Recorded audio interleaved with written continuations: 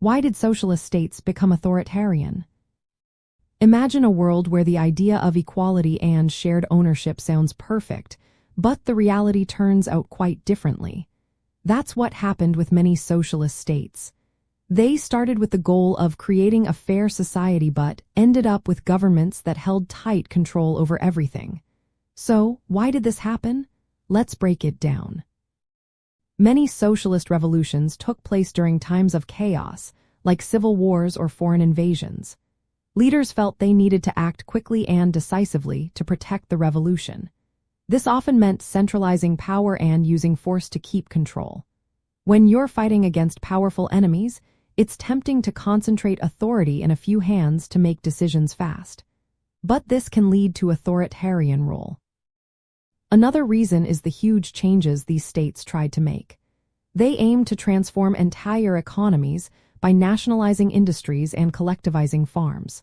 These are complex tasks that need strict planning and control. To get it done, governments created large bureaucracies that held most of the power. This made it easier to manage the economy but also meant less room for democratic decision-making. Many socialist countries didn't have strong democratic traditions before their revolutions.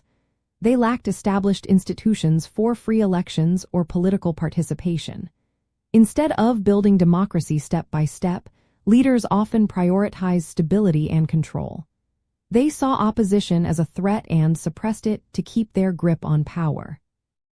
External pressures also played a role. Many socialist states faced hostility from capitalist countries.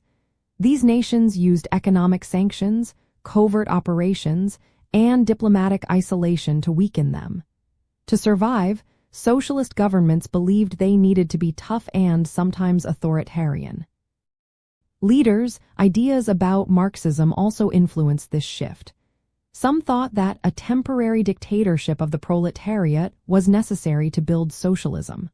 But in practice, this phase often lasted longer than expected. Leaders used it to stay in power, limiting freedoms and suppressing dissent.